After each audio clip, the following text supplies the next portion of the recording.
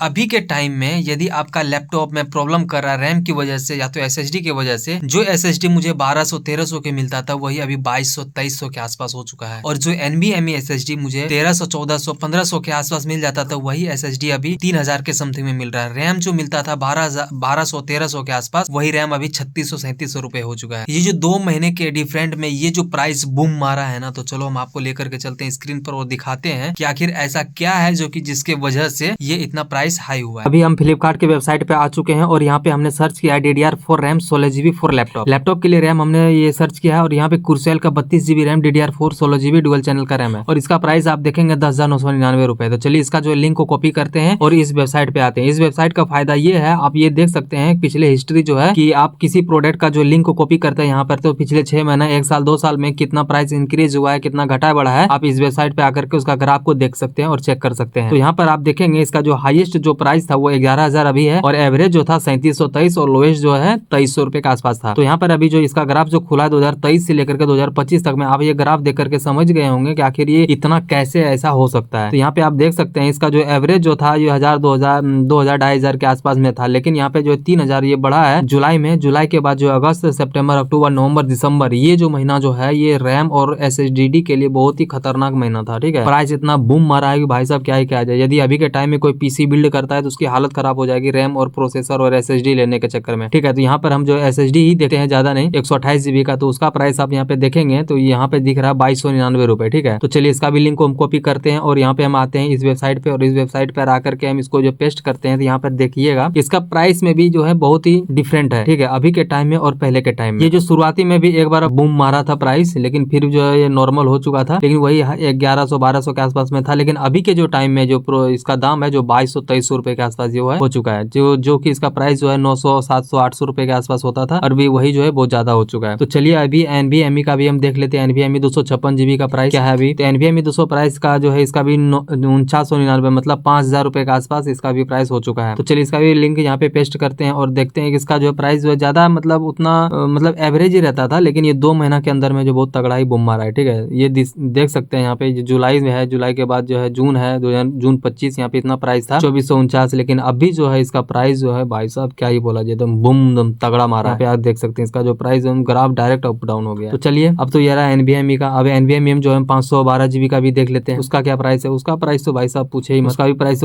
तगड़ा ही बड़ा, सब चीजें में दाम बढ़ चुका है। 7299 रुपए 512 का है यहाँ पे आप देख सकते हैं, जबकि 4000 रुपए में हम लोग लगा करके देते थे। ठीक है, तो ये तो इतना ही बढ़ चुका है। तो ये तो हो ही गया, लेकिन अब हम पूछते हैं चैट जीपीटी से रैम और एसएसडी का दाम आखिर बढ़ा क्यों है। तो ये बता रहा है रैम और एसएसडी का दाम इसलिए बढ़ गया है कि इसका जो मुख्य वजह है एआई और डेटा सेंटर की भारी मांग। अभी के टाइम में जो है एआई की दुनिया भर में जो है बहुत ही ज्यादा उसका डेटा सेंटर और कंप्यूटराइज में बड़े बड़े जो डेटा सेंटर और रैम और एसएसडी का स्टोरेज बहुत ज्यादा मांग है। इसीलिए हम लोग को जो है यहाँ पे मार्केट में शॉर्टेज मिल रहा है और उसी लोग को सबसे ज्यादा बनाने के लिए दे रहा है। चैट जीपीटी में जाइए और वहाँ पर जाकर के आप पूछ के पता कर सकते हैं, बहुत अच्छे फुल डिटेल्स में आपको मिल जाएगी। तो दोस्तों वीडियो पसंद आई तो लाइक करें और पेज को फॉलो करें।